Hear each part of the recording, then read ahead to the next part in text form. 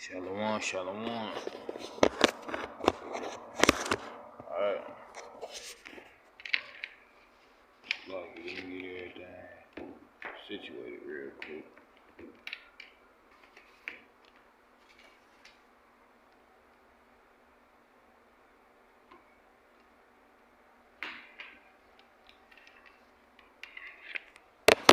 Slocky, let me get everything situated while we get on this topic about the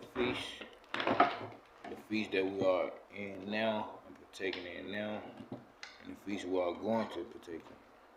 Alright.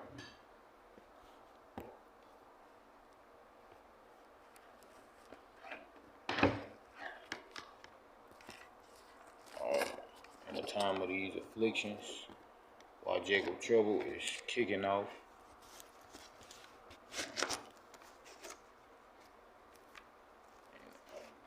as time go by, it will be intensified. It will be intensified. So, right? So,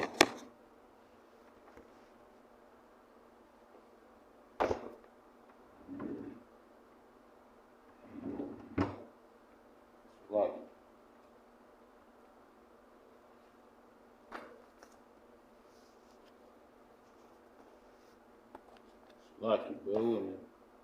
So look, we're gonna get into some verses. We're gonna go in depth of Feast of Unleavened Bread, the aftermath of the Passover, and why must it be kept? Why must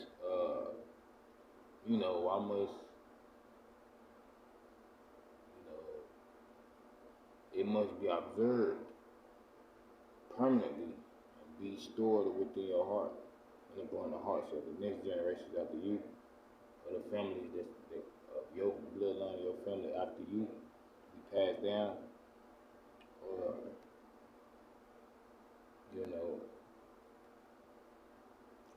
So let's get into it.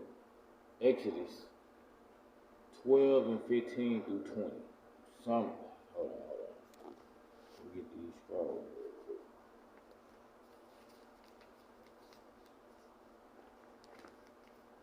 Alright.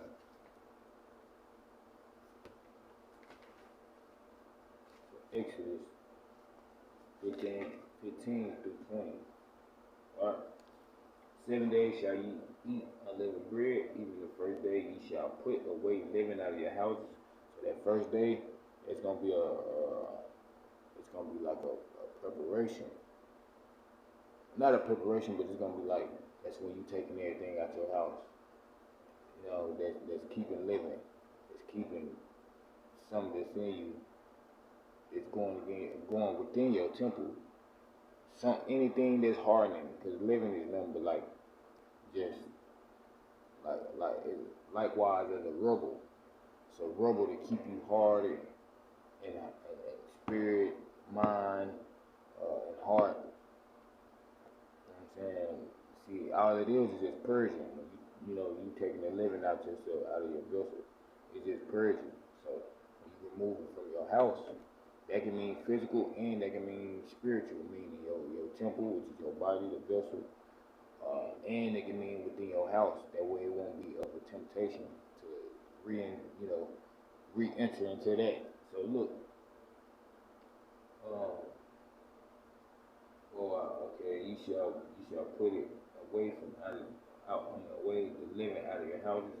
For whosoever eat a living bread from the first day unto the seventh day, that soul shall be cut off from Israel. And the first day though, and there shall be an holy convocation, and the seventh day there shall be holy convocation to you, no matter of work, right, shall be done.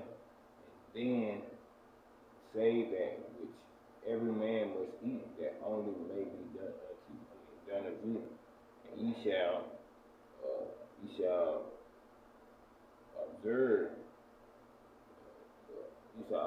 the feast of unleavened bread for the self same day that I have brought your armies out of the land of Egypt. Therefore shall ye observe this day in the generations by ordinance forever.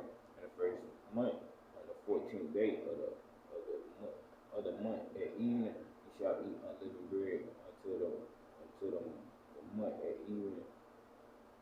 At evening ye shall eat unleavened bread until the 1 and 20 day of the month at evening.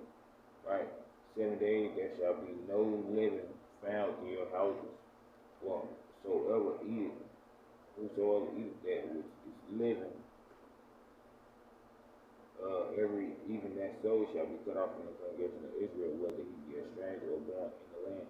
He shall eat nothing living. All in your inhabitants, right? Your inhabitants shall ye eat unleavened bread. Then Moses called for all the elders of Israel and said unto them, draw out and take you a lamb according to your families and kill the Passover. Ye shall take a bunch of hyssop and dip it in the blood that is in the basin, right, in the basin, and strike the lintel and the 2 side posts with the blood that is in the basin, and none of you shall go out at the door of his house, right, until the morning, for the Lord have passed through to smite the Egyptians, and he seeth the blood upon the lintel, and on the 2 side posts, the Lord will pass over the door and will not suffer the destructor to come in unto your houses to smite you, right? Ye shall observe this thing for an ordinance to thee unto thy sons forever. It shall come to pass when ye be come to the land which the Lord hath given you, according as he hath promised, that ye shall keep this service. You shall keep this service, right? And it shall come to pass when your children shall say unto you, what mean ye by this service? That ye shall say, it is the sacrifice of the Lord Passover, who passed over the house of the people, of the children of Israel in Egypt, when he smote the Egyptians in the houses, right? And the people bowed their head and worshiped, and the children of Israel went away and did as the Lord had commanded, right?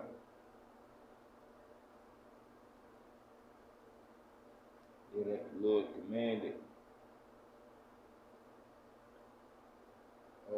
Moses and Aaron, so they did, and it came to pass at midnight the Lord smote the firstborn in the land of Egypt, from the firstborn of Pharaoh, and sat on his throne until the firstborn and the captive of the captive that was in the dungeon, and all the firstborn of the captive. Pharaoh rose up in the night, but he and all his servants.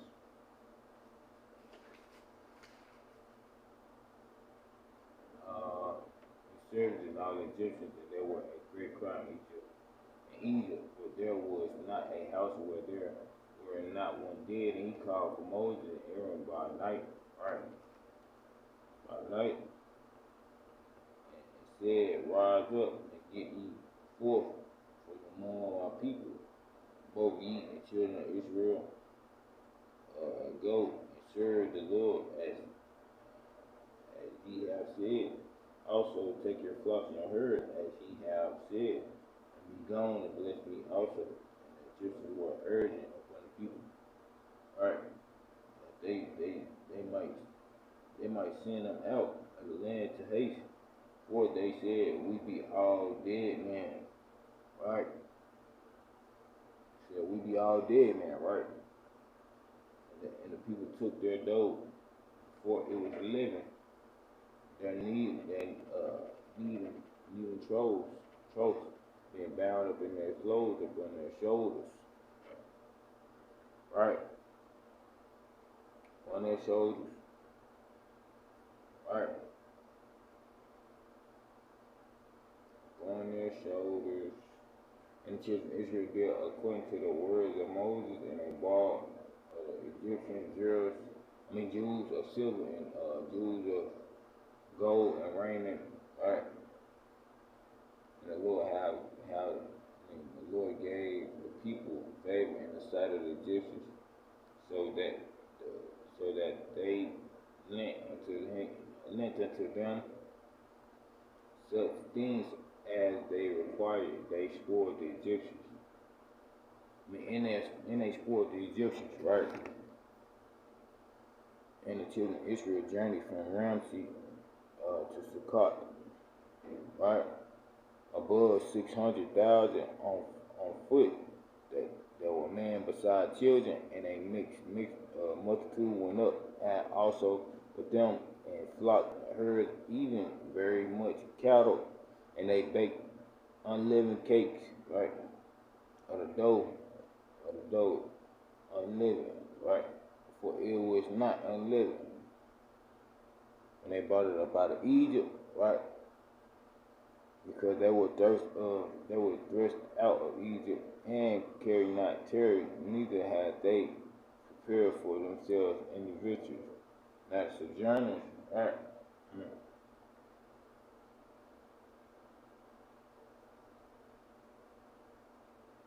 Like sojourners. Oh yeah, now the sojourners are the children of Israel, right? Who the wealth in Egypt was 430 years, right?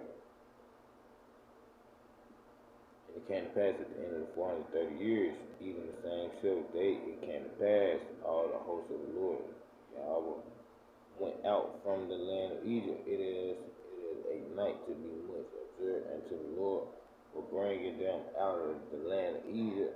This is the night of the Lord to be observed of all the children of Israel in their generation. Salaki. And the Lord said unto Moses and Aaron, right? Thus is the ordinance of the Passover, right? There shall no stranger eat thereof, but every man, right? Right, every man, right?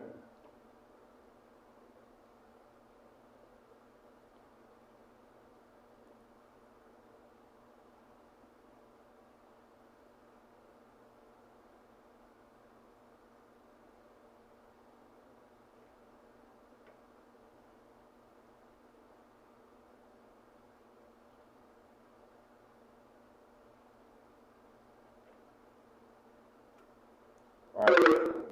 Salaki. He said it came to pass. Alright, so it said, now the sojourner of the children of Israel who dwelt in Egypt was 430 years, and it came to pass at the end of the 430 years, even the same day, it came to pass that all of the host of the Lord went out from the land of Egypt.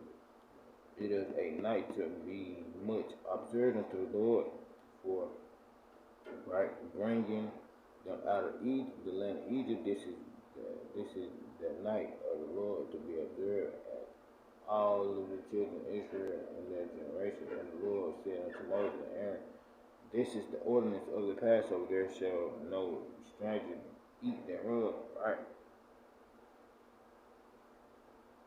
Alright.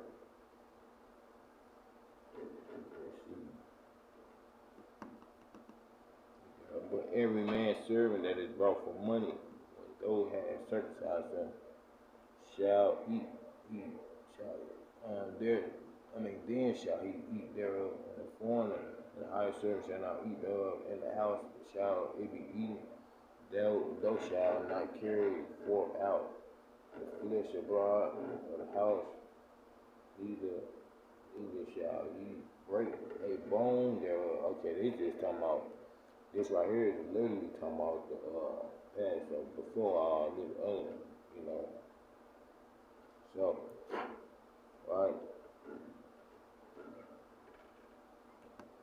Okay, there shall, as shall no stranger eat thereof. Every man servant that is brought for money, when thou hast circumcised him, thou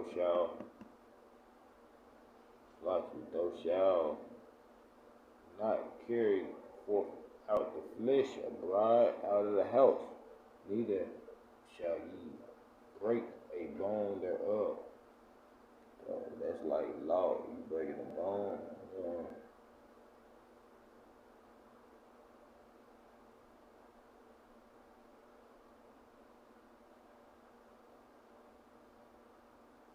Like, you see, forget they trying to do away with Torah now. Don't forget that too. They doing that in the land, so if they doing that in the land, what you think they gonna be doing among the masses over there? What's really going on, man? Right?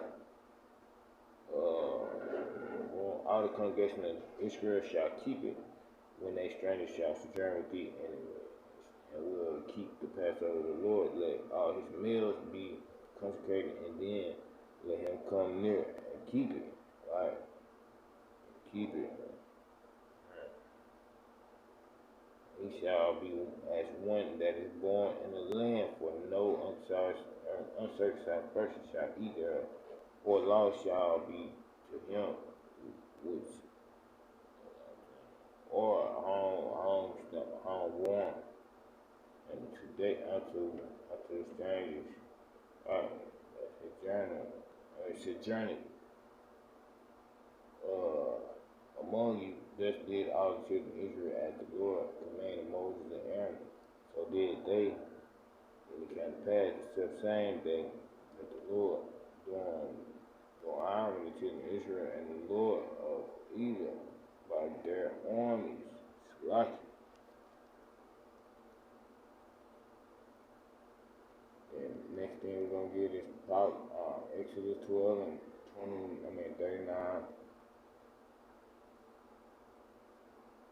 I'm getting the book of Leviticus, the book of Numbers, Deuteronomy 16 and 3, Exodus 12 and 19, Exodus 13 and 7, Deuteronomy 26 and 4, Exodus 12 and 18. Alright.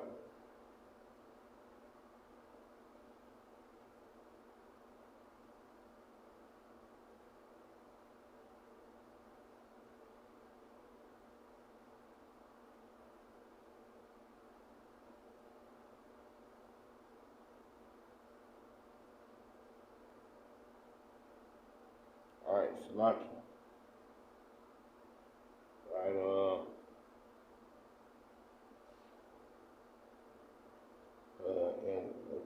And one house shall it be eaten, thou shalt not carry forth out of the flesh abroad of the house, neither shall ye break a bone thereof, and the congregation of Israel shall keep it.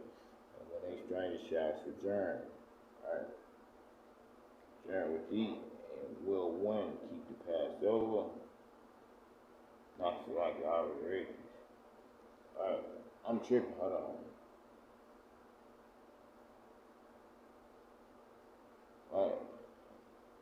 Exodus 13, 6, Leviticus 23 and 8, and Numbers 28 through 19 through 24. Right?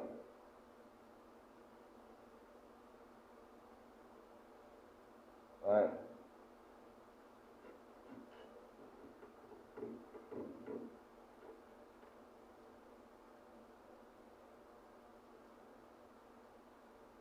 Like it. So we're gonna be biting on that as we get these.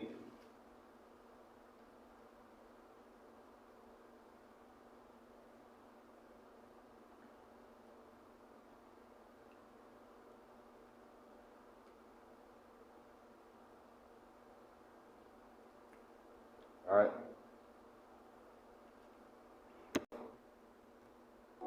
To the lost sheep of the house. house of Israel. It's time to rise. 300 trumpets. Shall a trumpet be blown in the city, and none of the people shall be afraid? This is the notable day of the Lord. 300 men. Let's get it. 300 trumpets. 7 priests. We ephods. Cry loud. Spare not. We ain't gotta fight this war. Father gon' stand up for us. 300 trumpets. You sound off the alarm. I woke up feeling like Gideon. They know the prophets is here again. If we do the commandments, we finna win.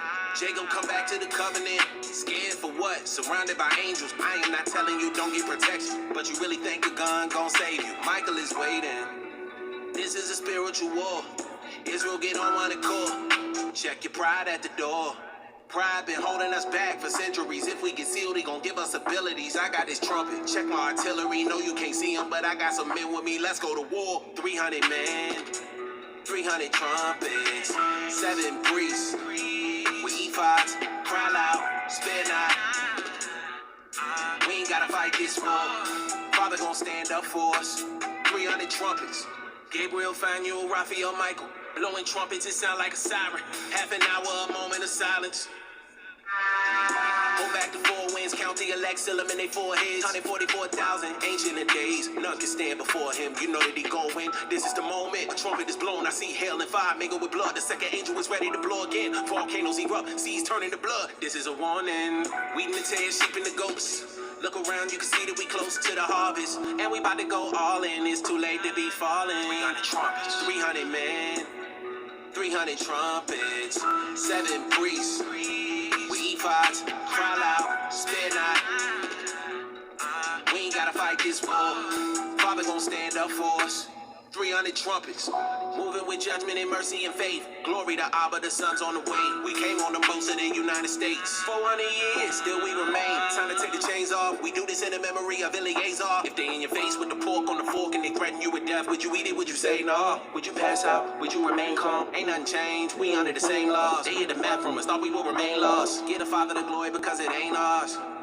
Waking up the dry bones, yeah, this is shofar blast like a trombone. Cutting through the atmosphere with a high tone. Look up, it's the sky, you should keep your eyes on. 300 trumpets, 300 men, 300 trumpets, 7 priests.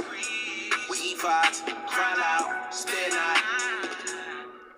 We ain't gotta fight this war. Father gon' stand up for us. 300 trumpets. Brethren, I pray thee, that you sound off the alarm. And the earth shakes the armies of Israel, and give praise to the Most High, to know that our redemption is nigh.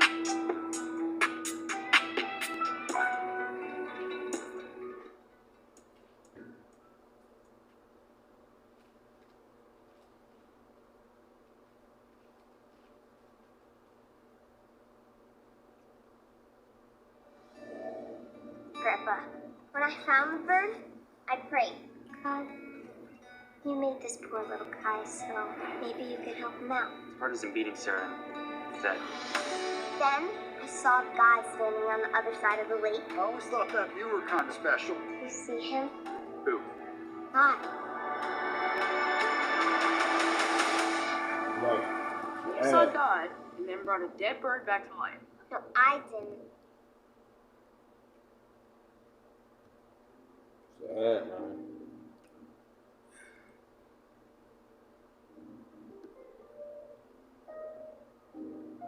Thank the Most High for taking the things of the world off of my shoulders.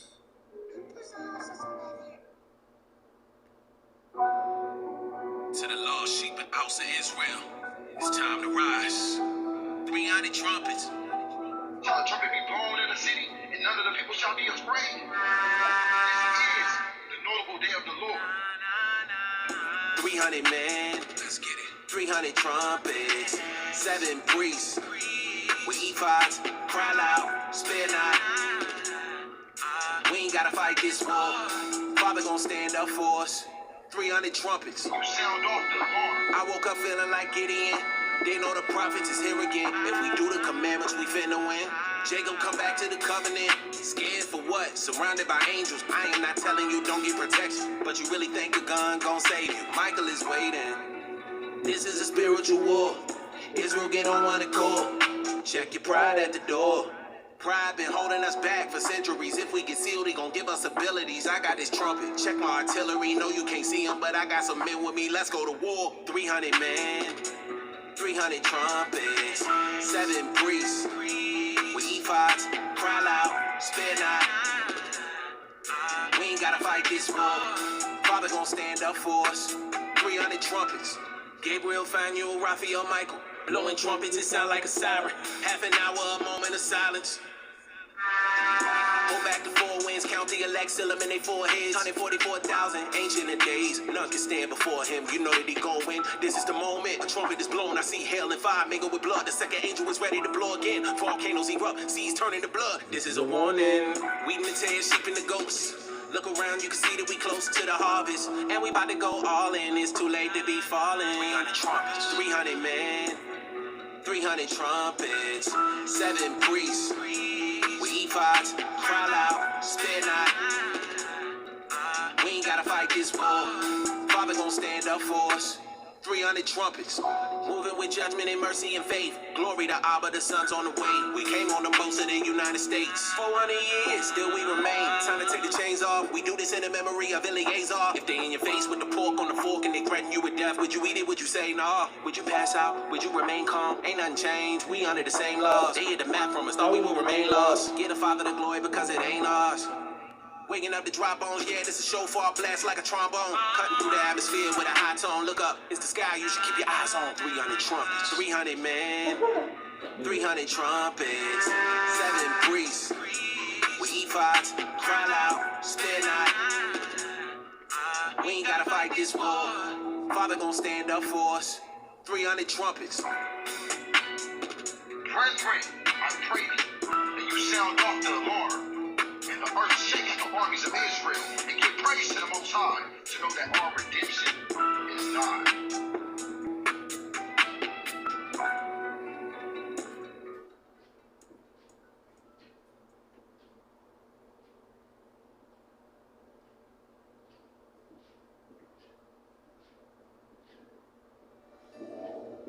Grandpa, when I found the bird, I prayed. To the lost sheep of the house of Israel, it's time. Like it. We finna get back to it. I'm just giving y'all some tunes right now. I'm trying to think I'm gonna get to the warfare music. Hold on, well, let me play that.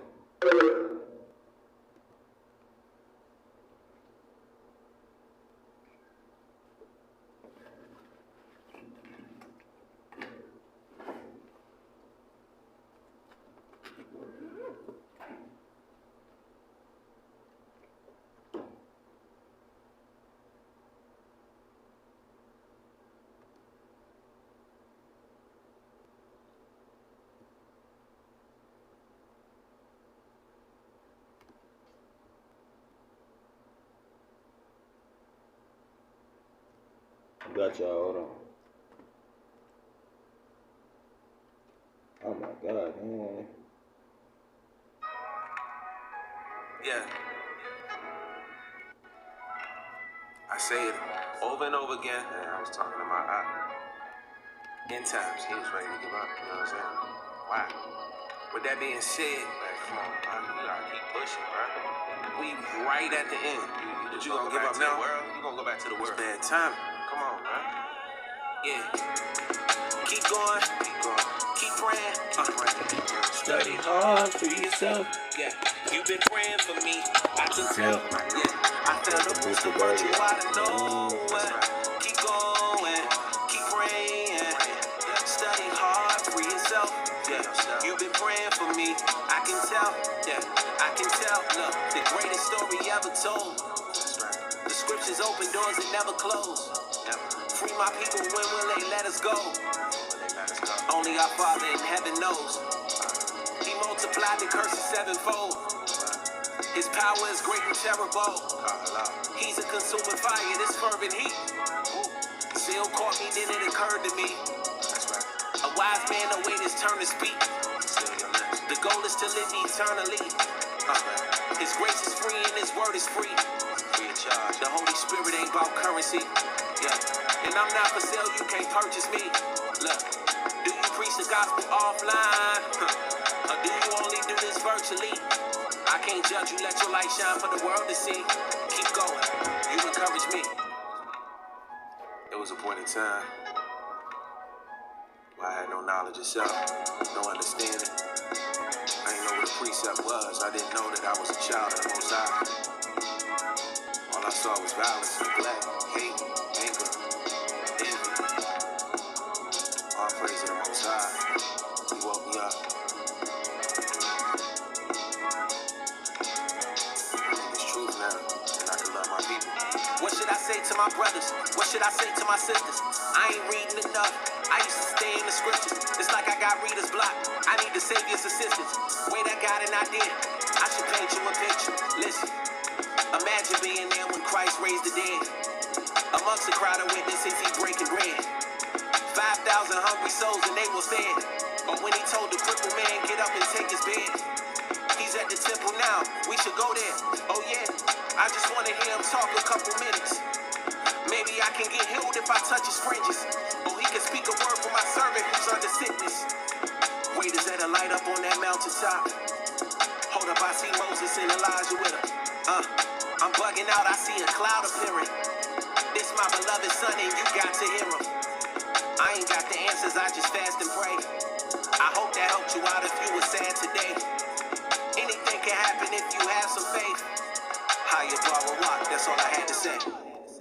Keep going, keep praying, study hard, free yourself, yeah, you've been praying for me, I can tell, yeah, I felt a boost of virtue out of nowhere, keep going, keep praying, study hard, free yourself, yeah, you've been praying for me, I can tell, yeah, I can tell, I can tell, I can tell.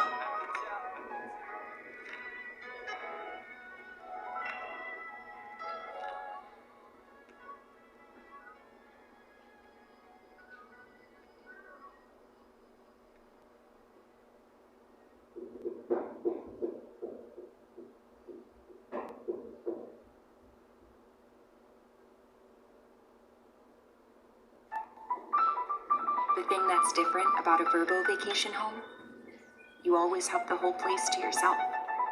No stranger at the dinner table making things. Shalom. So we back with it. I think I'm gonna get back. I know I'll be hopping everywhere, but man, I'm really finna get on this. I'm finna get on this a lot because all this gonna go because it's taking place all throughout all the feast that's coming about right now. So we know it's the feast of unleavened bread, but I got to get this. So Elijah challenges Baal on Mount Carmel. So this First Kings at 18, cause we dealing with these damn. Let me go to the post my aunt just said today, and I had said something about it today. Right. Let me go to the post my aunt was talking about that. All right. Go to garage.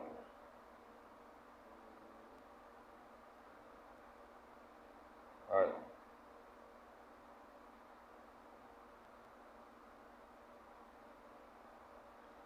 Alright, so this is what it stated. It said, Abba, the answer is right on our nose, and Baal has beguiled even the elect of elect. Right? Even in the faith, Messiah made it very clear. Once we get this, it was a wrap. It's a wrap. We all gonna get on one accord, right? After this manner, therefore pray ye, our Father which art in heaven, hallowed be thy name. Ain't nothing a man living can say that can trump this command from the intercessor himself. There are some things mixed in with us that we gotta weed out, right?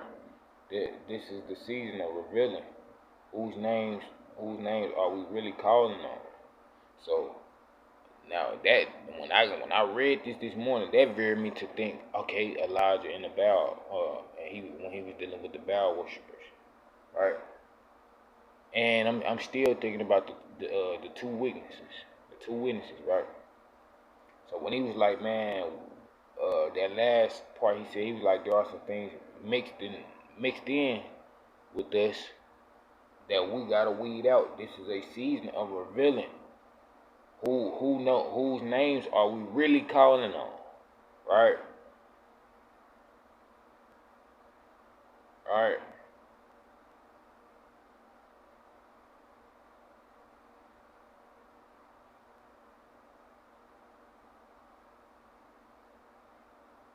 All right. So that right. So look, that veered me strictly to Elijah and the Baal prophets, bro.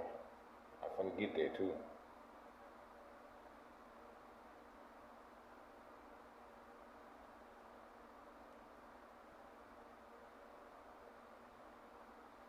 He said they what he said. I got this in a book, in a record book, uh, right?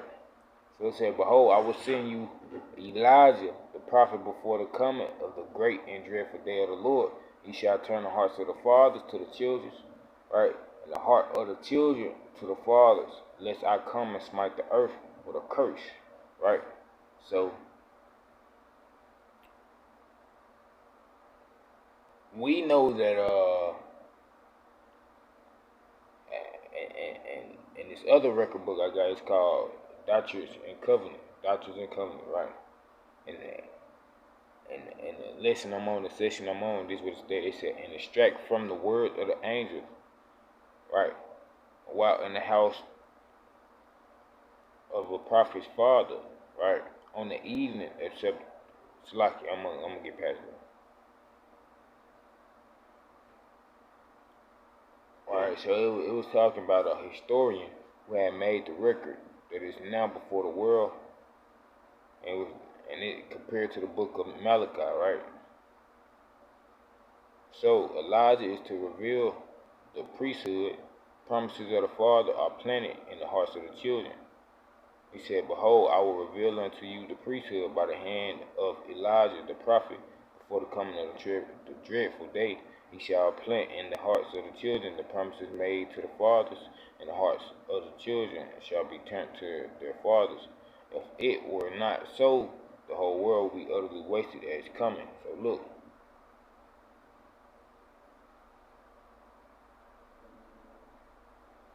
Okay.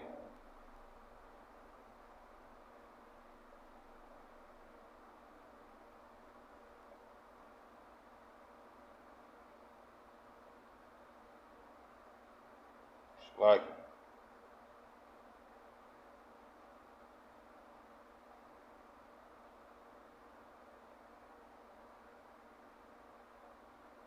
alright, so look, it said this doctrine covers 35.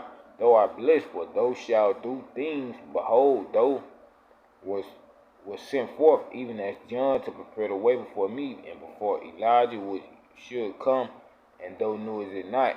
Thou didst baptize by water unto repentance, but they received not the Holy Ghost. But now I give unto thee a command that thou shalt baptize by water, and they shall receive the Holy Ghost by the lips, by the laying of the hands, even as the apostles of old. And it shall come to pass that there shall be a great work in the land, even among the Gentiles, for their folly and their abomination shall be made manifest in the eyes of all people. Right? For I am the God of Israel, and made iron, and my arm is not shortened, and I will show miracle signs and wonders unto all those who believe on my name, and whoso shall ask it in my name in faith, they shall cast out devils. They shall heal the sick. They shall cause the blind to receive their sight, and the deaf to hear, and the dumb to speak, and the lame to walk. Right? And the time speedily cometh that great things are to be shown forth unto the children of men. But without faith shall not anything be shown forth except desolation upon Babylon.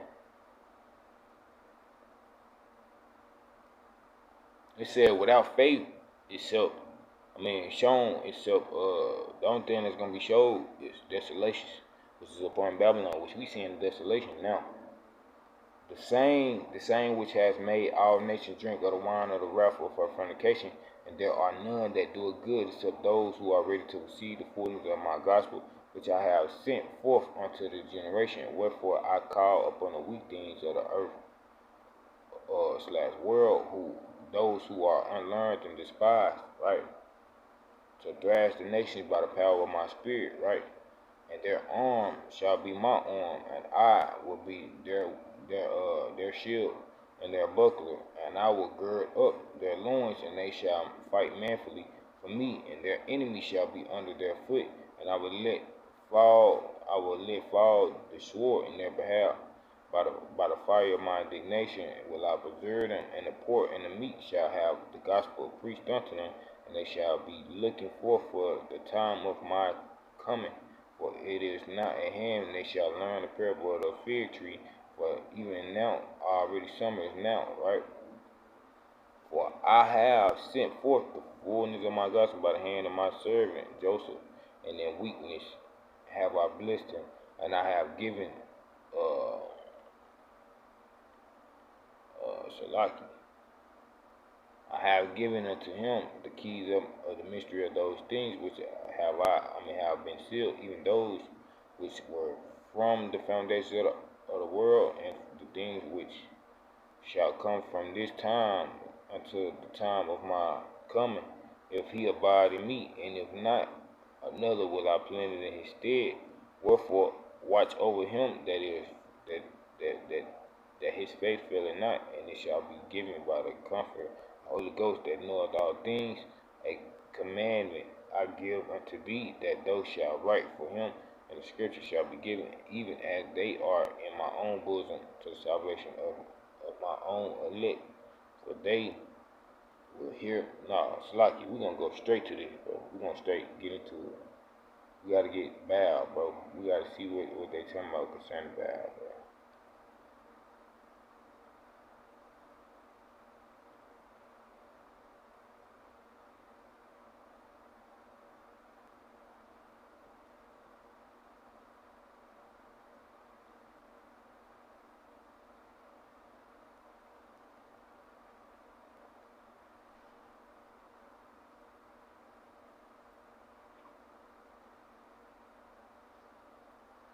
Like, so we gonna go and get this though. So Elijah has been hiding in Phoenicia from King Ahab for 3 years. In the meantime, the drought that Elijah prophesied as a consequence of the sins of Baal worship has come with a vengeance, causing a famine to settle with its iron grip upon the land, especially in Israel. Right? There is widespread suffering. Right? It's a lot of suffering going on right now. So it said, I wonder what Elijah thought about his ministry during this time. He isn't hearing from the Lord as far as we know. If the Lord seems to put us on the shelf for a time due to health, economic difficulties, or other circumstances, we can feel like time is being wasted and that we are failures. We need to be doing something. But Elijah waits patiently, being fed daily in the widow's household, and causing her to prosper even in the midst of the famine, right? Elijah and Obadiah and Ahab, 1 Kings 18:1 through 18, the word of the Lord, right? So now at a long last, the God of Israel speaks to Elijah after a long time. In the 3rd year, the word of the Lord came to Elijah, go and present yourself to Ahab, and I will send rain on the land. So Elijah went to present himself to Ahab. Right, the word of the Lord came to. The word of the Lord came to is a phrase that marks the Old Testament. Right, Old Testament prophets. Yahweh speaks. The God of Israel tell Elijah that it is time. The 3rd year is an imprecise biblical expression. It can indicate parts of 3 years. 1 Kings 15:2 on three literal years. Both Yahushua and James understood the duration of the drought as 3.5 years. Luke 4:25, James 15:17 through 18. The hiding is over. Now Elijah will go voluntarily to appear before the king who hates him, has been scoring the earth for him. The danger can't be overstanded, right? But Elijah leads to safety and comfort of Zapharet, Japharet, and goes without complaint towards the king's palace. Ahab and Obadiah. 1 Kings 18:2 through 6. What follows next is an entering anecdote about Obadiah, the official in charge of Ahab palace and Samaria and over his household. It turns out that he is a devout believer in Yahweh. Right now, the famine was severe in Samaria, and Ahab had summoned Obadiah, who was in charge of his palace. First Kings 18:2 through 3. The narrative goes on to tell us about Obadiah, whose name means servant or worshiper of Yahweh. I wonder if Obadiah himself didn't contribute this portion of Elijah's saga, or share the story with whoever wrote it, right? Right. So Obadiah was a devout believer in the Lord while Jezebel was killing out the Lord's prophets. Obadiah had taken 100 prophets, right, and hidden them in 2 caves, right, 50 in each. 50 in each had supplied them with food and water, right. 1 Kings 18:3 and 4. The narrative tells us the backstory given in parentheses in most English Bible, and we learn about intense persecution taking place against the prophets of Yahweh, probably groups or bands or schools of prophets that we see occasionally during this period. So like, this is not just Jezebel making life difficult for followers of Yahweh.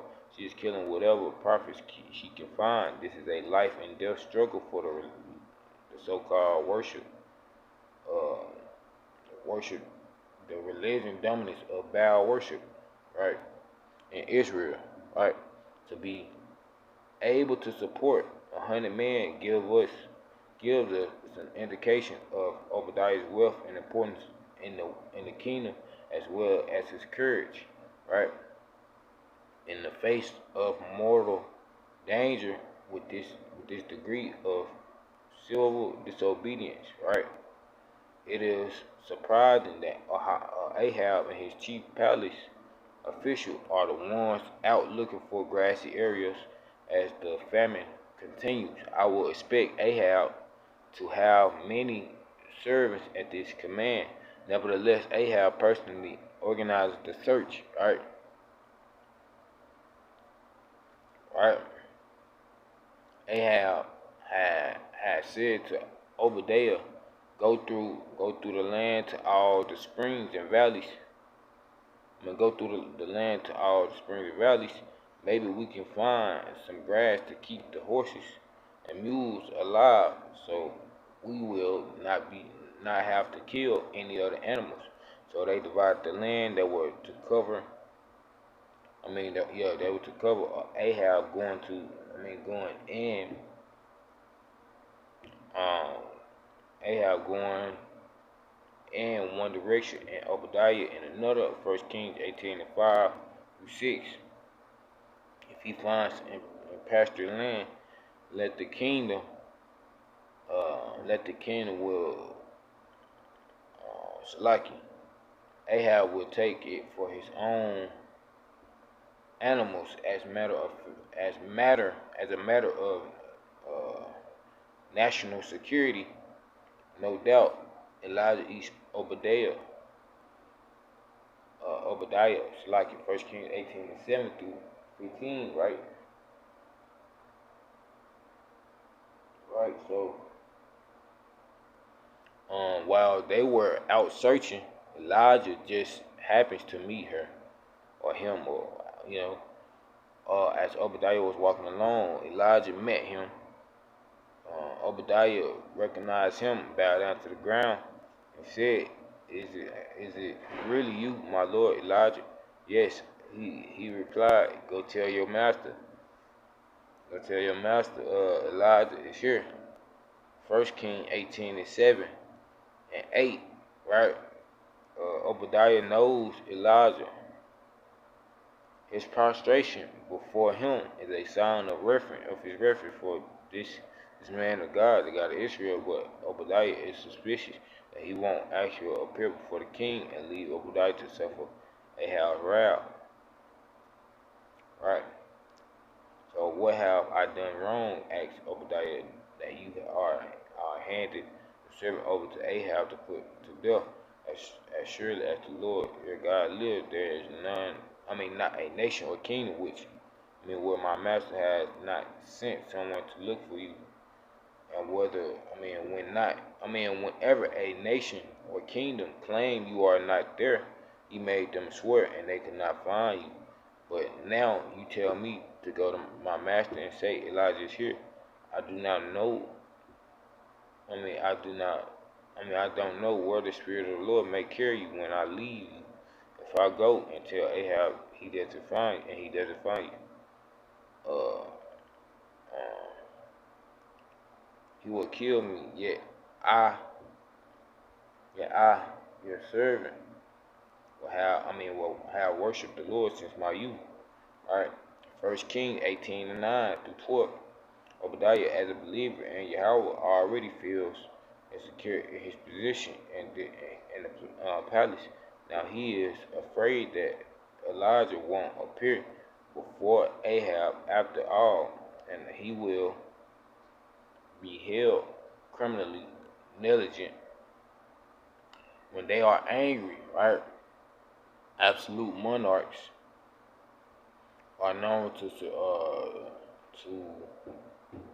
summarily execute court officials who displease them.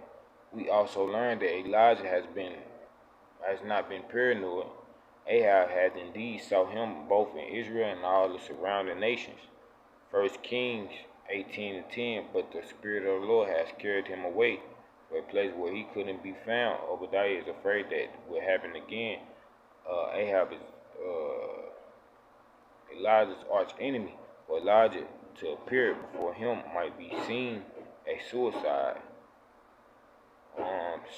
Except that Ahab fears Elijah.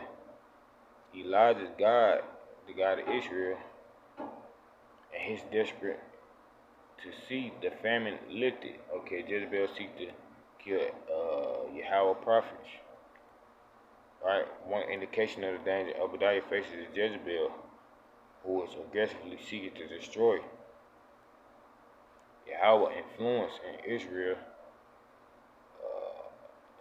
She was seeking to destroy his influence, influence in Israel. Not his influence, but his godship over us. So Obadiah continues, haven't you heard, my Lord, what I did while Jezebel was killing the prophets of the Lord? I hid 100 of the Lord prophets in 2 caves, 50 in each, right? And supplied them with food and water. And now you tell me to go to my master and say, Elijah is here. He will kill me. 1 Kings 18:13 through 14, verse 13 demonstrates two truths. Jezebel is vicious, and Obadiah is a true and courageous believer. Right? If Obadiah's role in hiding the prophets is found out, Jezebel will see that he is executed. Obadiah arranges the meeting. Right? So 1 King 18:15 through 16, Elijah reassures him by swearing an oath, right? Elijah said, "As the Lord Almighty lives, whom I serve, I will surely present myself to Ahab today." 1 Kings 18-15. I love how Elijah takes pride in the trust that Yahweh Almighty has in him. Right? Yahweh, who I serve, he may be a mere servant, but he is a trusted servant. Right? Doing the Lord's bidding and serving as his spokesman to Israel. Right? Sometimes we despise servants as if freedom were the greatest value, but Elijah is proud to be a servant of the Lord. Are you? Based on Elijah's promise, Obadiah arranged the meeting. So Obadiah went to meet Ahab and told him, and Ahab went to meet Elijah. 1 Kings 18-16. Right, 1 Kings 18-3, 16. What do we learn about Obadiah from this passage? What do we know of his faith, of his courage, of his fears? If you were Obadiah's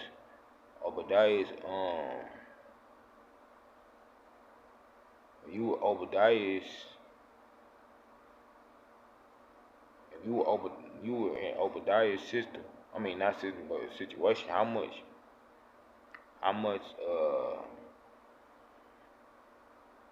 much courage would you have shown?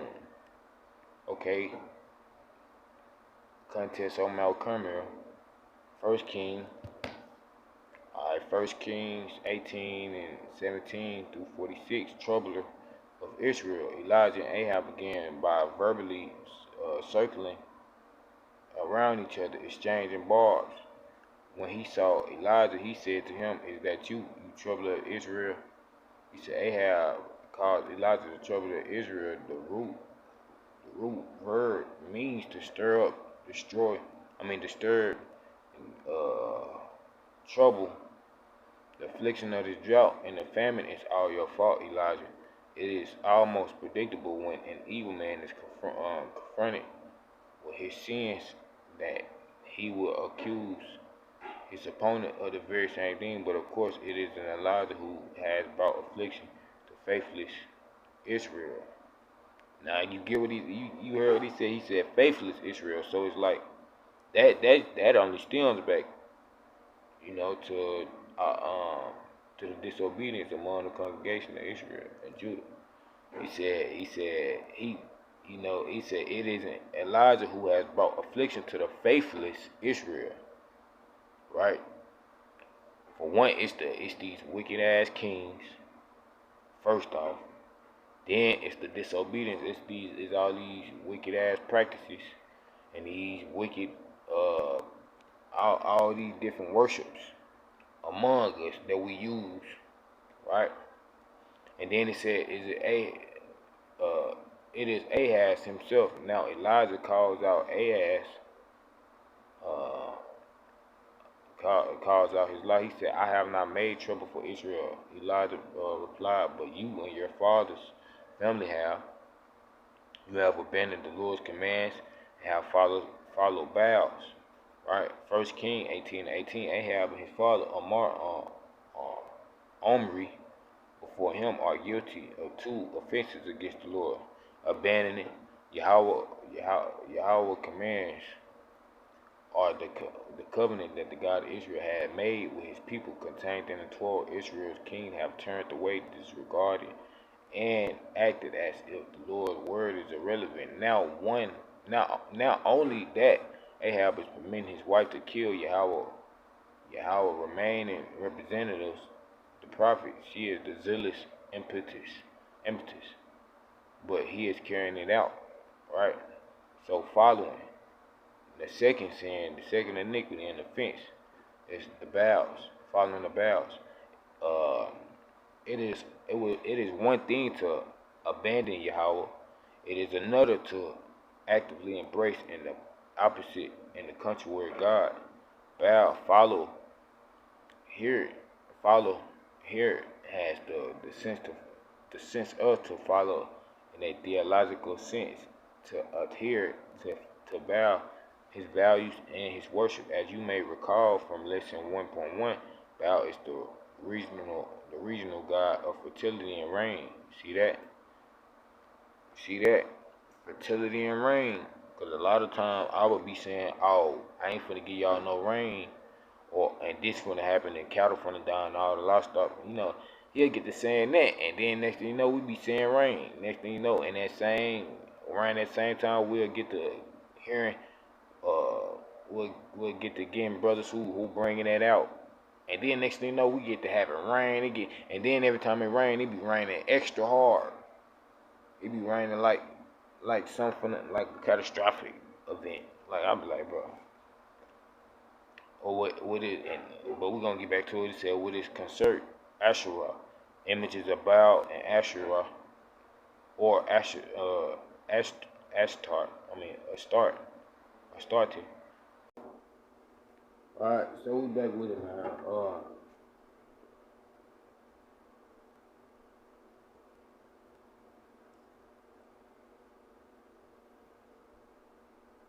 Alright, so alright.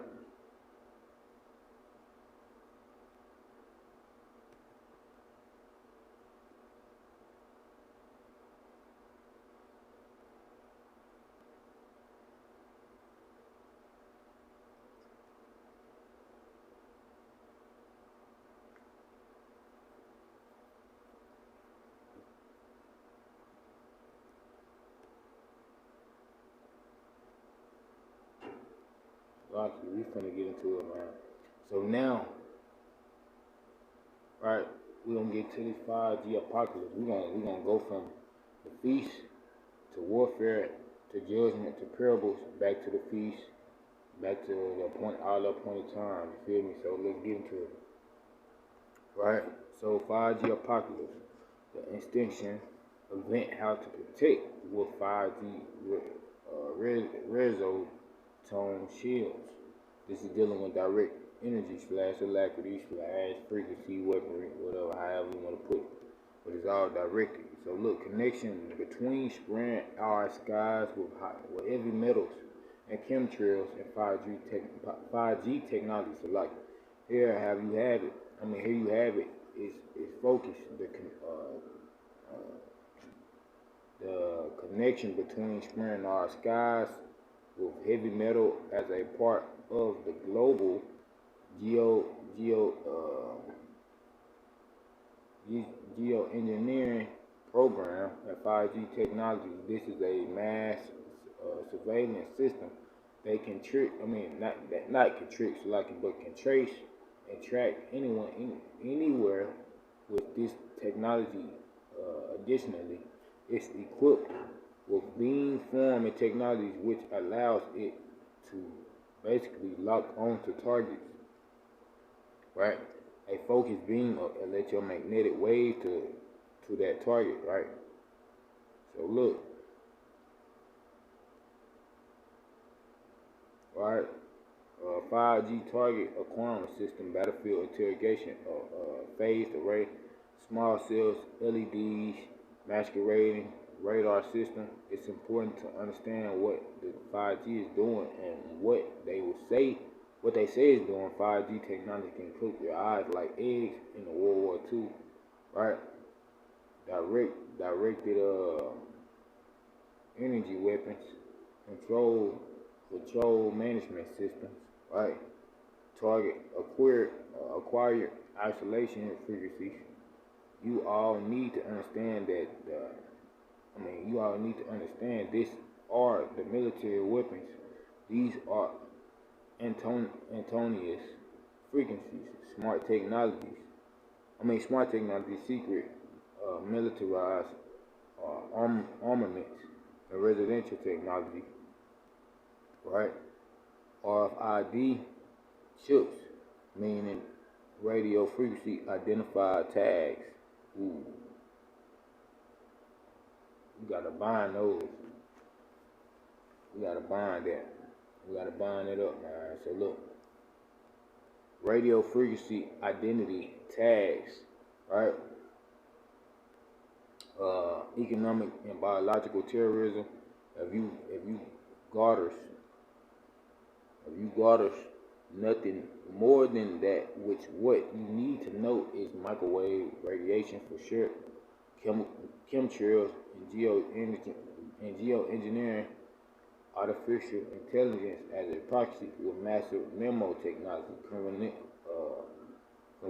conventional AT8R memo 64 T64R, 4G LET 214 Mbps memo tanks, right?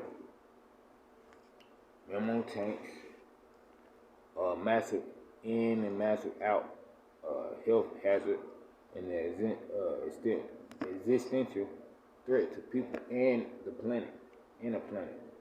5G apocalypse. Well, it just said they're exposing the 5G existential threat to humanity, right? So there are ways to stop it. Like they just gave us references, right? So let's get into it.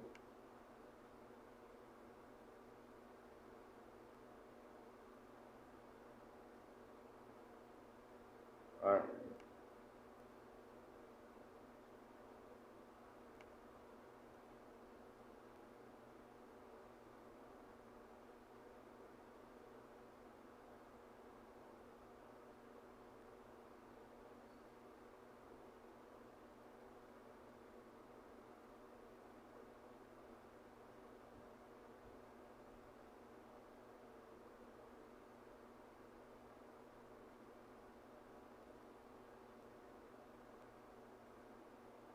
Like, hold on.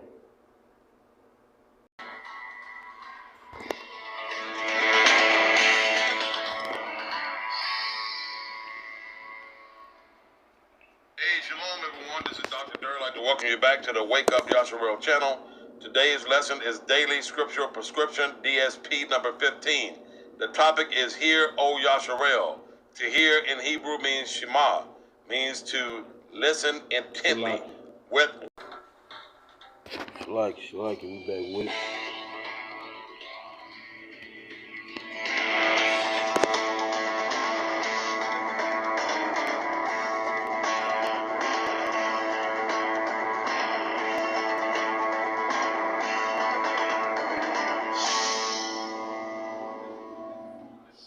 Hey, shalom everyone, this is Dr. Durr. I'd like to welcome you back to the Wake Up Yasharel channel. Today's lesson is Daily Scriptural Prescription, DSP number 15. The topic is Hear, O Yasharel.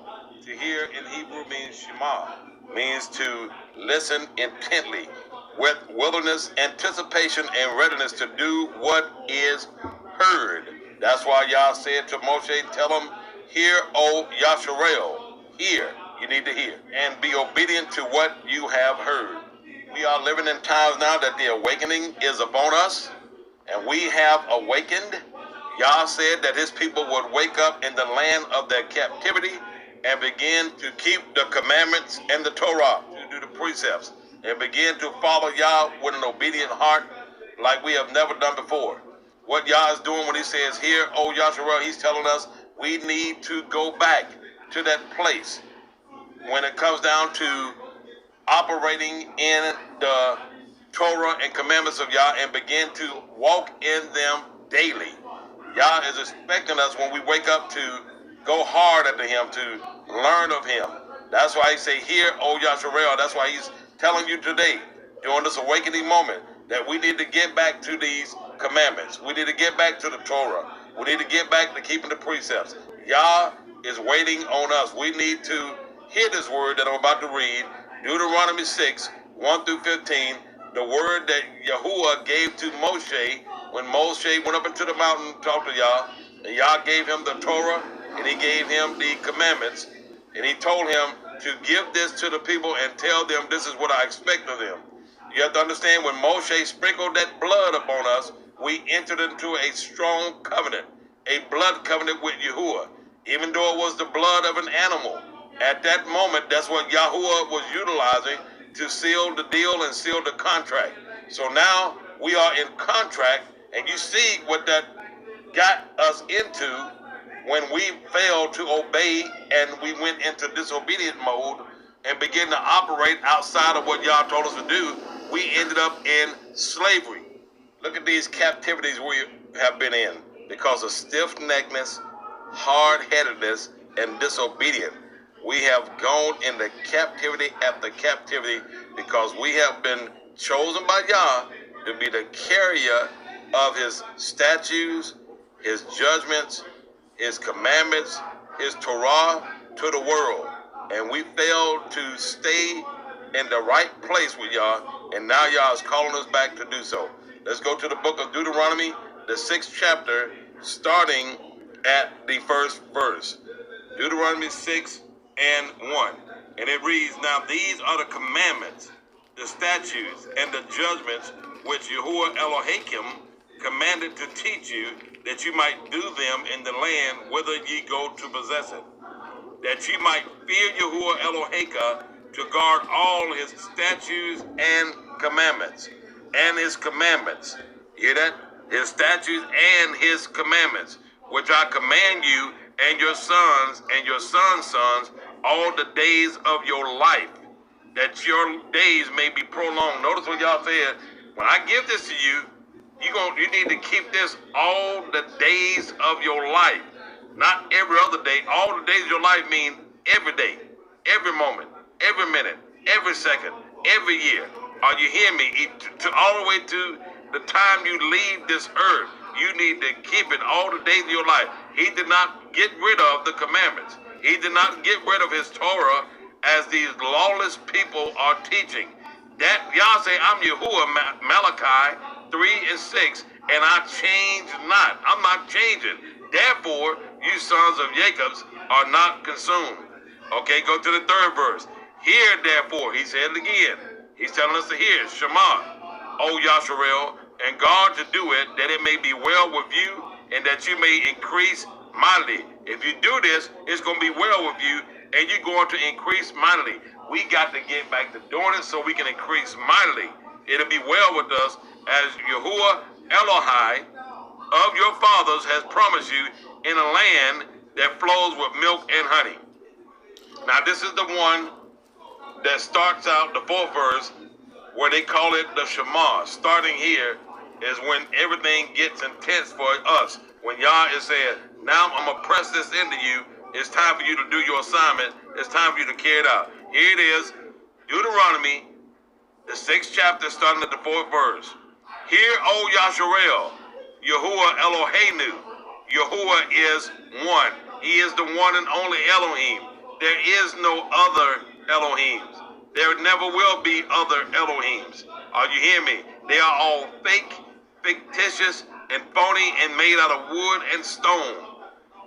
The 5th verse, and you shall love Yahuwah Elohim with all your heart, with all your soul, and with all your might. And these words which I command you this day shall be in your heart. You shall teach them diligently unto your children, and shall talk of them when you sit in your house, when you walk by the way, when you lie down, when you rise up. I know many of you saying, how can I teach my children? They're wayward, they're out of order, they're out of sorts. Some are not home, they're over here. Well, whenever you get the chance to do so, when they come to your home, read the word to them, read the Torah to them, read Deuteronomy 6 to your children. Those that want to hear, they going to get it. Those that don't want to hear, don't worry about them. Leave them in the hand of Yahuwah, and he will deal with them. The deal is do and finish your assignment. Remember, we've been brainwashed. We've been tricked. Only thing we can do now is the best that we know how, because we are just not coming in to the awakening that Yahuwah has awakened us in, and we have to walk this thing out the best of our ability. Don't beat yourself up. Don't beat yourself down. Get up and do what you can do while you're in this place. Live now. You can't live in your past. You got to live for now and not in your past. You can't even live for your future because you haven't made it there yet. But you have to live in the now and do what you can do right now the best of your ability. Let me read that 6th verse again. And these words which I command you this day shall be in your heart. Ye shall teach them diligently unto your children, and shall talk of them when you sit in your house, when you walk by the way, when you lie down, when you rise up. And ye shall bind them for a sign upon your hand. They shall be as frontlets between your eyes. Ye shall write them upon the posts of your house and on your gates. And it shall be, 10, verse 10, and it shall be when Yahuwah Elohim shall have brought you into the land which he swore unto your fathers, to Abraham, to Isaac, to Jacob, to give you great and goodly cities which he built not, 11, and houses full of all good things which you fill not, and wells dug which you dug not, vineyards and olive trees which you planted not. When ye shall have eaten and be full, then beware lest you forget Yahuwah, which brought you forth out of the land of Mizraim from the house of bondage. Ye shall fear Yahuwah Elohim and serve him, and shall swear by his name. Listen at this. Saints, we're getting ready to leave this place. I'm telling you, it won't be long. The 400 years of captivity are winding down. It's almost over. I'm not talking about another 5 years, another 10 years. It is almost over. We're talking about in the realm of 1 to 3 years in that arena. I'm going to leave it right there, 1 to 3, and you just be standing on the promises of Yah and waiting on Yah. Don't get anxious for anything, but trust Yah to bring you through. When we get there, Yah said he's going to bring the Gentile nations to bring their strength and their forces with them.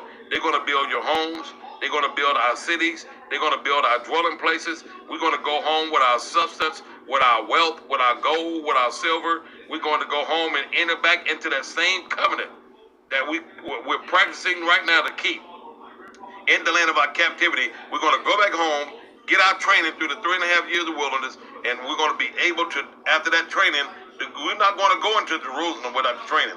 It has to be rebuilt, fixed up for us to enter into. Once we get our standard, once we get that standard of holiness, cordeshness back in our life, where Yah sees fit for us that we are ready, we have completed our task, we will go back into Jerusalem, we will go back in praising and worshiping Yah, and we'll be fit to serve the King the way he deems for us to serve him. I'm telling you, Yah is good, and he's greatly to be praised. Hallelujah, in the city of our Yah, in the mountain of his holiness. Beautiful for situation, joy of the whole earth, is Mount Zion on the side of the north, city of the great King. That's Psalms 48, 1 through verse 2. Now we're back to Devarim, Deuteronomy 6 chapter, verses 14 and 15. Ye shall not go after other Elohims of the Elohim of the people, which are round about you. Yah said we will not serve the other Elohims of heathen nations. We going back to our Elohim.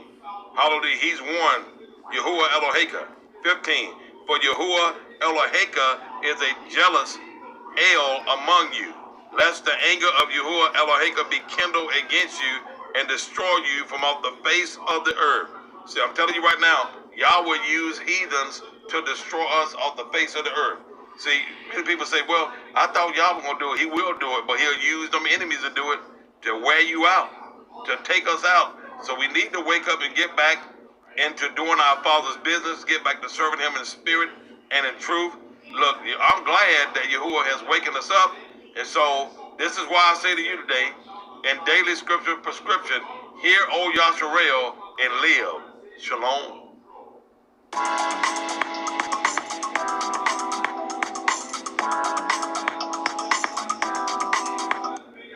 That was just some entering concerning the vegetables. You know what I'm saying? The feast of unleavened bread. But now we gotta head back to this to the warfare.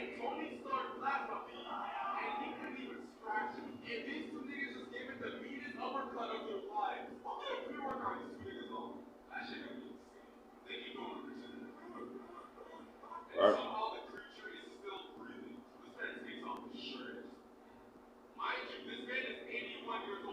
So look.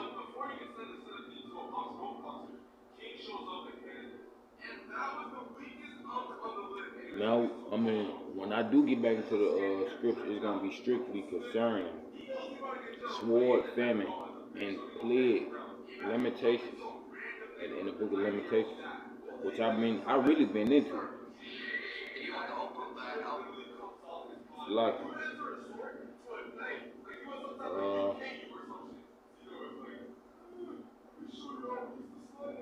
Let's see. So look, like we back with it.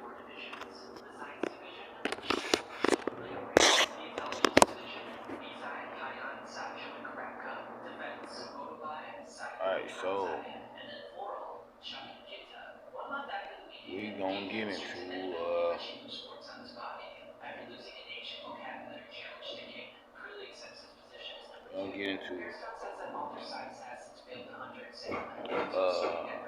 smart dish, neural dish, digital dish, nanobot,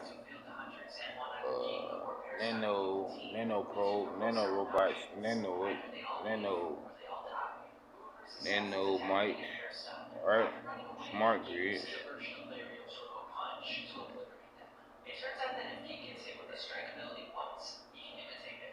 Right.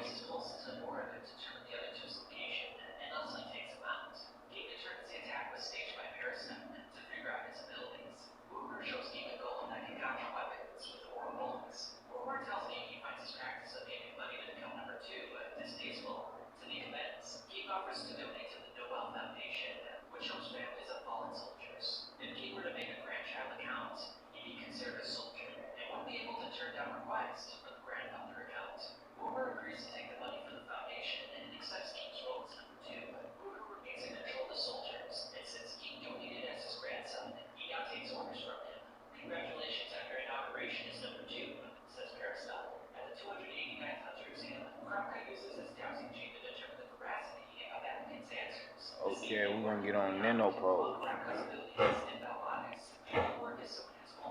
So, nanoprobes slash nanobots nano robots, nano machines, nano mics are micro machines that can be assembled and maintain sophisticated systems and can build devices, machines, or circuits through a process called molecular manufacturing. They also can produce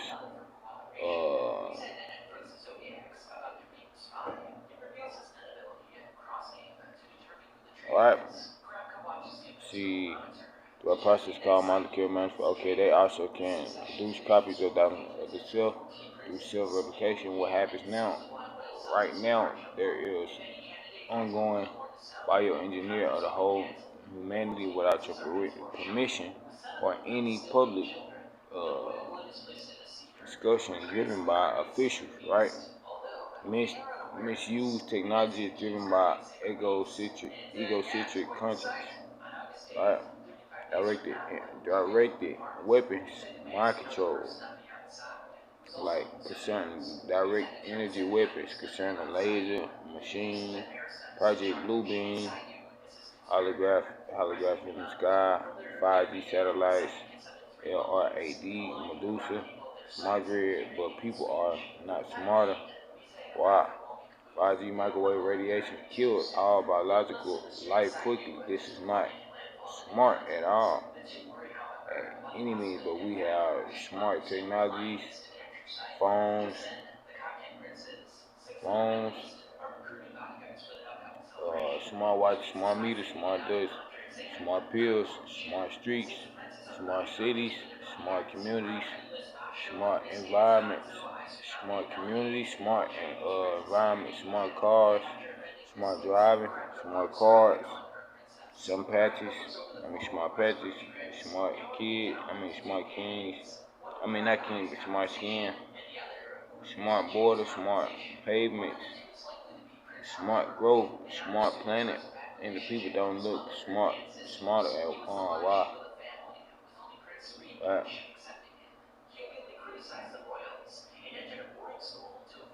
Uh,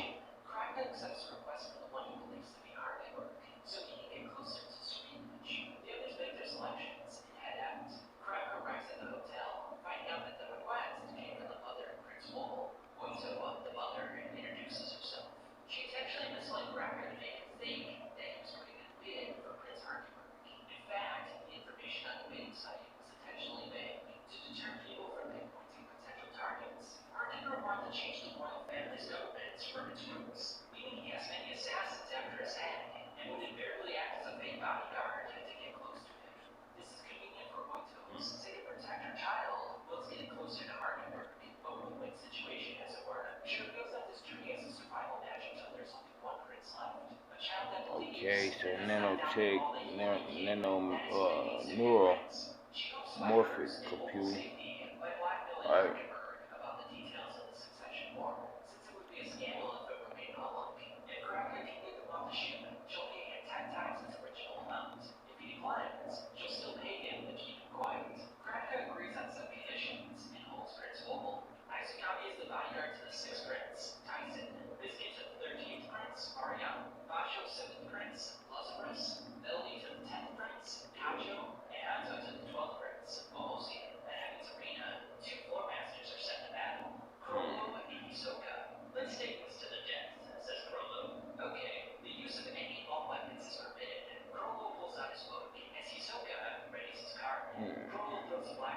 Like it.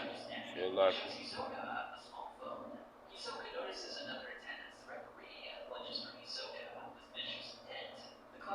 Like it. So yeah, well I left off it with Ezekiel, and he was talking. He had to go in front of the king. You know, they were seeking his life. I think it was Ahab. Yeah, it was Ahab and all them, right? And we talking about they sin that they had committed, and they had Israel like all out of order. So we gonna get back into that. So the first iniquity they had committed was abandoned. They had abandoned Yahweh commands, which is the covenant that he gave to Israel, contained in the Torah. Israel kings have turned away and disregarded and acted as if the Lord's word is irrelevant. Not only that, Ahab is permitting his wife to kill Yahweh, remaining representatives, the prophets. You know, the prophets still being dropped. You know, through all types of ways. All types of ways, man. So look, she is the zealous impetus, but he is carrying it out. Okay. So they was talking about Ahab and his wife, right? So the second iniquity was following the Baal's, Baal worship. So it is only one thing to abandon Yahweh. It's another thing to actively embrace an opposite and contrary God, Baal. Follow here has the sense of to follow in a theological sense, to adhere to Baal, his values and his worship. As you may recall from lesson 1.1, Baal is the regional god of fertility and rain with his consort of Asherah. Remember, we got into Asherah and all them different guys. They worship poles and doing all this craziness. Okay, images of Baal and Asherah or Astarte abound in Israel by this time. Archaeologists are still digging them up today. Baal worship has strictly forbidden by the first and second commandments. You shall have no other God before me. But we know you're a jealous God, right? Right. Exodus 20:3, and you shall not make for yourself and worship any idol or graven images, right? Exodus 20:4-6. Sometimes humans have pretend to be neutral. They don't believe in the God, in the God of Israel, Yahweh. They say, or any God, they have abandoned belief in a deity. What they don't understand that spiritual neutrality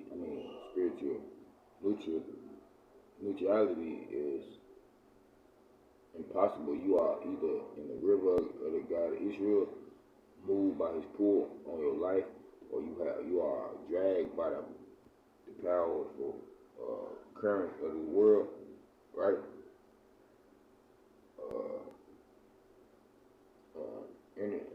Engineered by the devil, right? Unaware that you are serving Shaitan. Paul explained this phenomenon, right? You were dead in your transgression and sin, which you used to live when you followed the ways of this world and of the ruler of the kingdom of air, the spirit who is now at work in those who are disobedient. All of us also live among them at one time gratifying the cravings of our sinful nature. Following its desires and thoughts. Like the rich, we were natural. We were nature objective. Did I say natural or nature? Yeah, it was nature objective of wrath. Ephesians 2 and 1 through 3. It is impossible to be led by Satan and to be oblivious to his influence. It is possible, right? The only cure for this is obedience to the Abba, right? Spiritual neutrality is a myth. Alright, so he challenged Baal, right? He had challenged Baal and his worshippers, right? Years ago, Elijah had declared a drought by the word of the Lord. The lack of rain and dew is now acutely felt in Israel, right? Crops withered and died, starvation threatens. So after 3.5 years, Elijah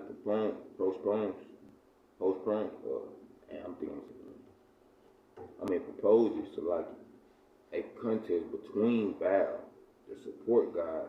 Suppose God of rain and fertility and Yahweh on Mount Carmel. He lays out the terms to Ahab, right? Now summon the people from all over Israel to meet me, right? And bring the 450 Baal prophets and the 400 prophets of Asherah who eats at Jezebel's table, right? So Ahab sent word throughout all Israel and assembled the prophets on Mount Carmel. 1 Kings 18 through 19. 18:19 through 20, right? Ahab has little choice. His land gripped by famine. Perhaps this is a way out. Observe how weak Ahab is. The real impetus behind Baal worship it's his Phoenician wife Jezebel, right? The 450 prophets of Baal and another 400 prophets of Asherah eat Jezebel's table. Eat at Jezebel's table. This doesn't mean she has a long table in the palace that the prophets sit around. Rather, it means that she feeds and supports all these prophets out of the nation's children. Right? At this point in history, Baal worship is clearly the state subsidized religion. Yahweh worship is being actively suppressed by the queen, yet Ahab aids and abets his wife's religious crusade, right? So, right?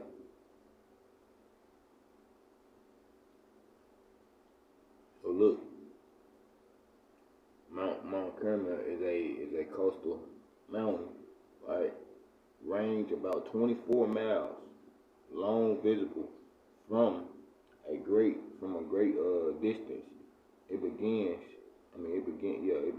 in the north with a headland extending into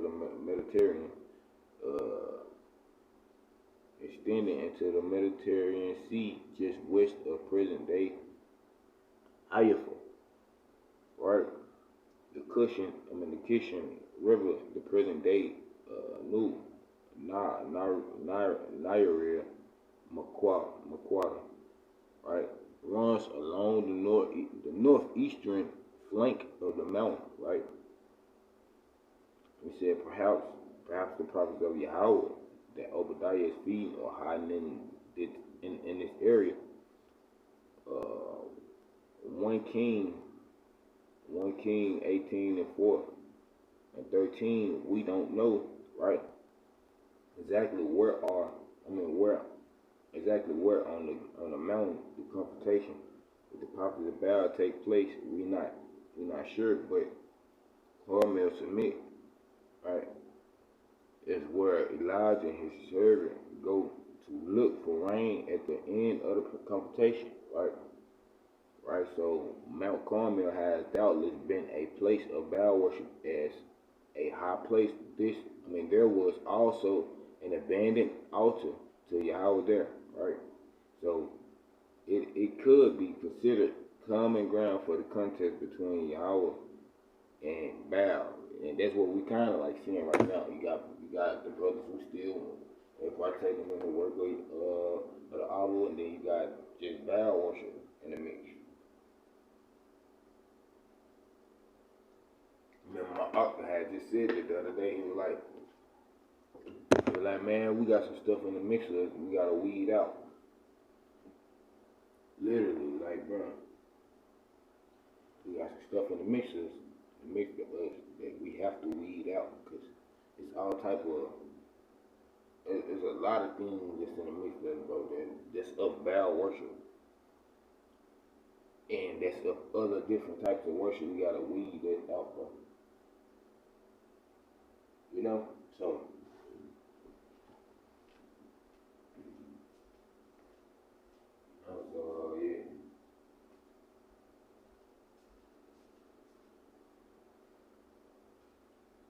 Yeah.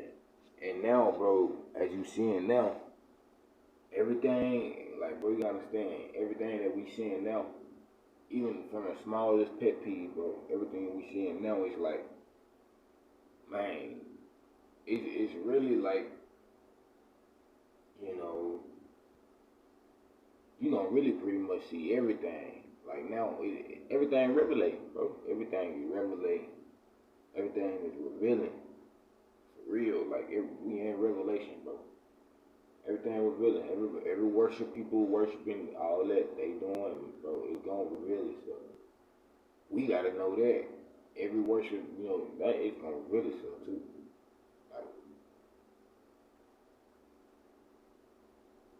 Like man, a lot of people worshiping what they want to worship. They gonna worship what they want to worship. Like once we see it, once we know it, it's gonna be like, bro, that's just what it is, and what people gonna be on it, bro. So that's just like yesterday. I seen the sister. It's crazy. Cause this ain't important, but we got the same. She born in the 80s. She like 85, 86, but we got the same birthday, right? Just typical Facebook thing. And I only be on there really see what they talking about, cause we be a lot of TikToks talk about healthy stuff or talk about time, talk about, I get on there, either I'm posting about my music or I'm posting about a podcast like what I'm doing now. Really that's what I use it for. So it's like, okay, I get on there and I see the sister, she got the same birthday as me. Boom. So it's just like a Facebook friendly type of thing. So I'm like, she like, oh, today Easter and woo woo. I was like, nah, family. What I said? I said, nah, family. In your book, cause I put it just like this. I said, in your book, it's the aftermath of Passover, and I was like, it's the feast of unleavened bread. She was like, she texted back instantly, like probably 5 minutes later, like a couple minutes later.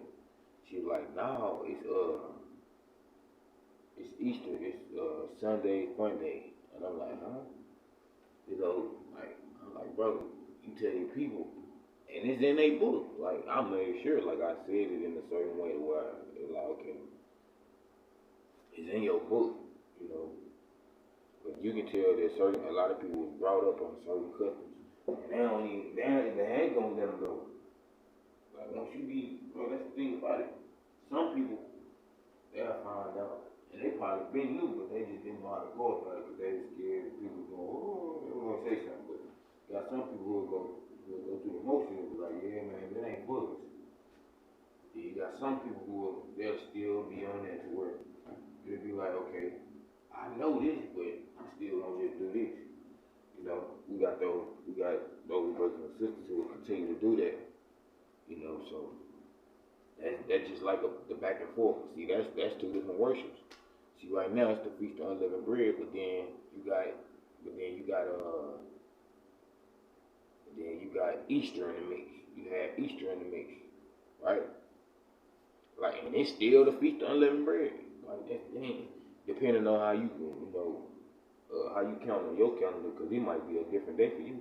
You might start your Feast with Unleavened Bread, different, totally different. Because I just seen the other day another brother that I be watching his channel.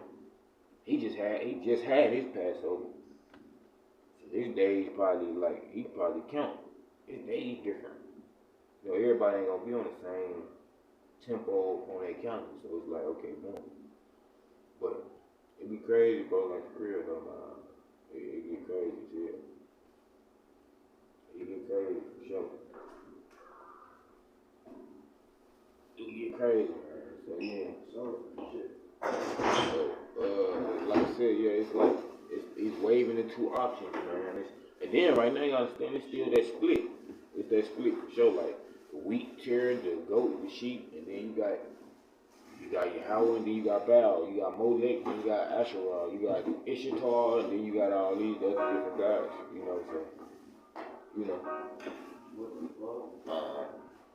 that's what it is. So really, it just waving.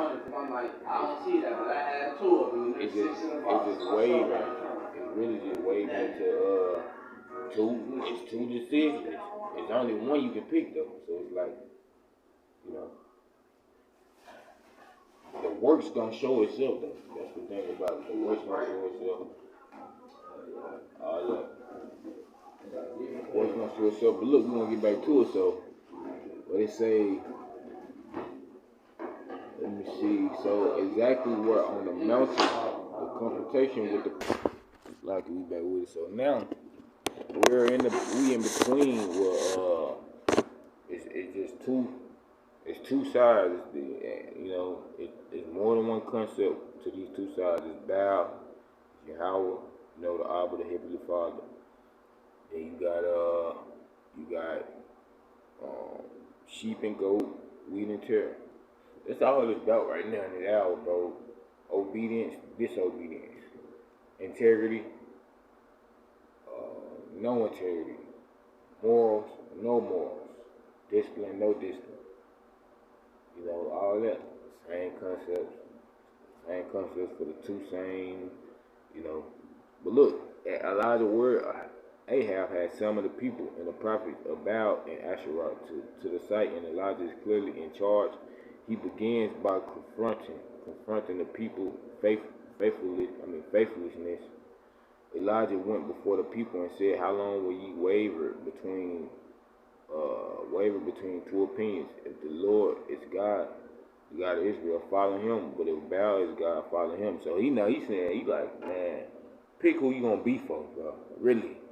Like I said, the two concepts, that's really, in this hour, that's really what it's about. Pick between two.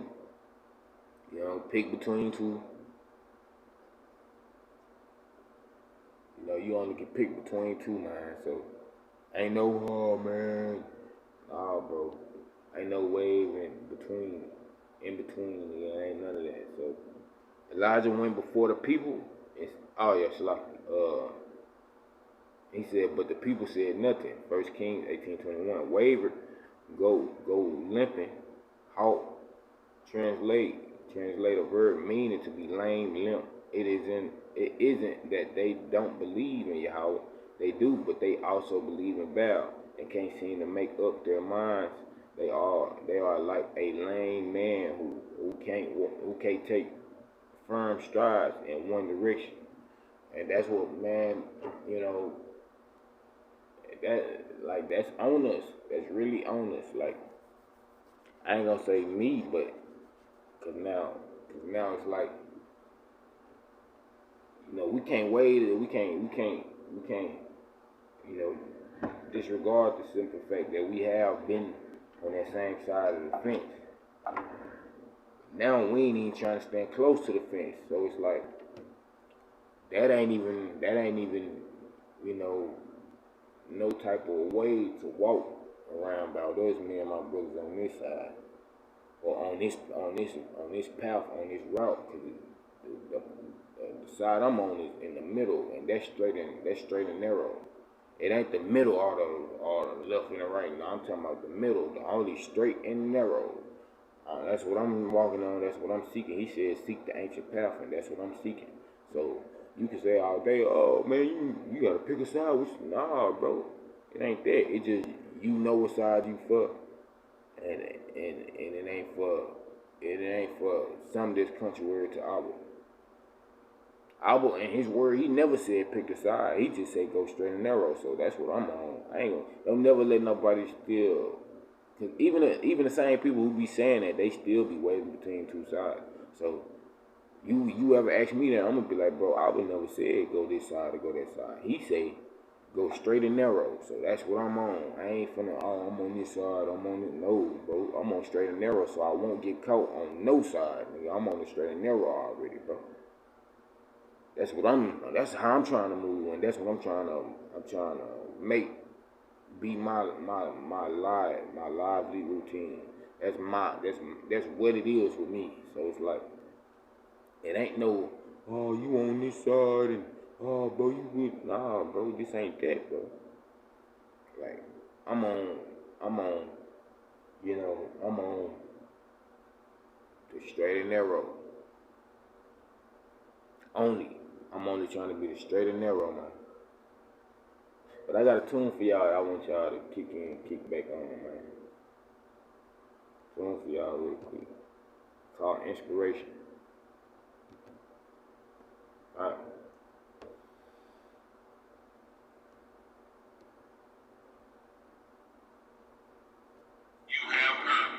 We are living in times now that the awakening is upon us. We have awakened. God said that his people would wake up in the land of their captivity and begin to keep the commandments and the Torah and the precepts and begin to follow Yah with an obedient heart like we have never done before. What Yah is doing when he says here, oh Yahweh, he's telling us we need to go back to that place when it comes down to operating in the Torah and commandments of Yah and begin to walk in them daily. God is making us when we wake up to go hard at Him, to learn of Him. That's why He's here, oh Yahweh. That's why He's telling you today, during this awakening moment, that we need to get back to these commandments. We need to get back to the Torah. We need to get back to keeping the precepts. Yah is waiting on us. Salah. That's inspiration.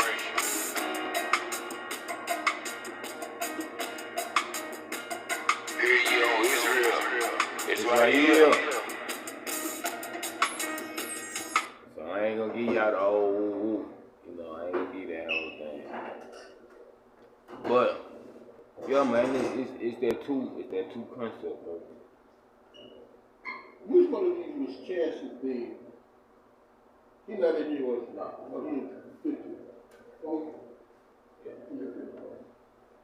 So, said that lane walker. He said, and another thing, you got the lane walker, you got that old man, you got the, it's a lot, like, we can reference it to, like the lane man, where it's striding in between two directions. You got that, the old man, where you just old man, you might be young, but, I was gonna call you old because you still moving in that old man before he even touched you to come into his truth. So you can be that old man, you still trying to strive in your old ways, you still trying to hold on to your old idols, you still trying to hold on to these old concepts, you still trying to not open your mind and really try to learn. Like, you can be that old man. That's just like somebody came to me the other day. They came to me the other day, and he was rapping, cause nigga, we full of artists. The nation full of artists. The native. Some people, they purpose is to be a musician, but it's to be a musician for the album. Cause we got music. You remember in Nehemiah, what was that, Nehemiah 5? Or I think it was like 4. So like, matter of fact, we can get that to where they was building Jerusalem and all that, and they was, they was talking about, they was taking some of Israel into captive. It was like, that's they flesh, because they was buying their vineyards, and they was taking all their corn, and they were doing all that. Right? doing all that. Like, alright, so like we gonna get to it, man. Man, don't worry about the negatives. Don't worry about none of that that's going on, cause it's a lot of things that's waving. I mean, that's waging just negativity. Stuff that's trying to make you give up and give in. You know, all type of stuff, man. So don't worry about it. Don't worry about it. Stuff gonna wage against the mind. You know, different evil gadgets and you know all of that, bro. You know, don't worry about that. Keep worrying about your test to carry out with the Abba. Continue to worry about your test. Alright. It's the only thing that matter, man. Worrying about your test.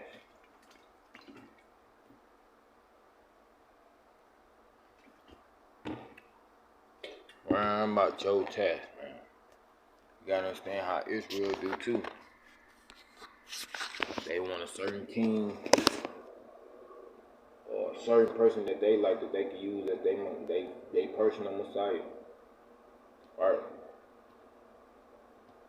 You know, they'll try to wave out any, you know, try to move and get people out the way.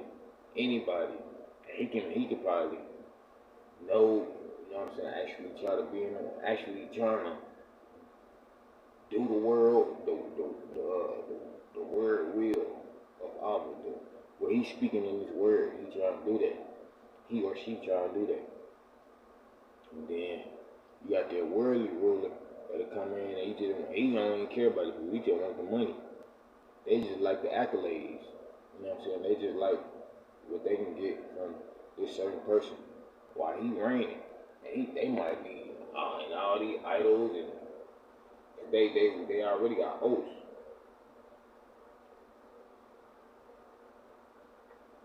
They already in oaths, covenants, all that. They already in there. So it's like right now a lot of the things that's going on is you know just it's about that. It's about strictly we want to, you know, they in their mind we want to continue to worship our idols, worship who we worship. Everybody got their own. Nah, bro. When the truth coming out as you commanded to speak, charged to speak, you charged to tell your people, now that ain't the rock, that ain't what it is. That ain't with the Abba, you know. Not what it is. And it's gonna be like, it's gonna be like, oh, we gotta do something about you. It's gonna be on that notion, man. Don't be scared of the multitude. The multitude, don't be shaken by the multitude. You know? Don't be scared or shaken by the multitude. Continue to seek, continue to do your task. You know?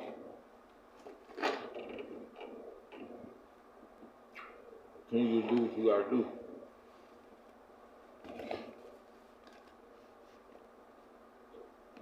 You know? Cause there's gonna be ones, we're gonna try to take over the mind. That's what we dealing with, perception, the mind, the brain, all these different warfares, right? All these different things coming against the mind. You know? So, don't worry about it. I'll be gonna take care of everything, man. You know what I'm saying? Keep getting your prayers in. You know, keep doing what you're doing.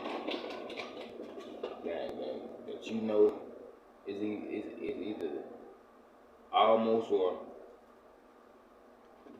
you know, it's work. It's pleasing to the Abba. As long as it's moving in steps to please Abba, it's good.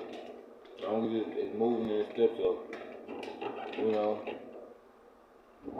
carrying out what he said to carry out.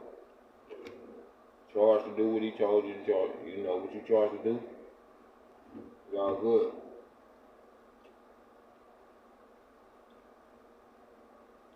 So cause you gotta go through everything, oh man. You gotta go through it all within your body. In his flesh.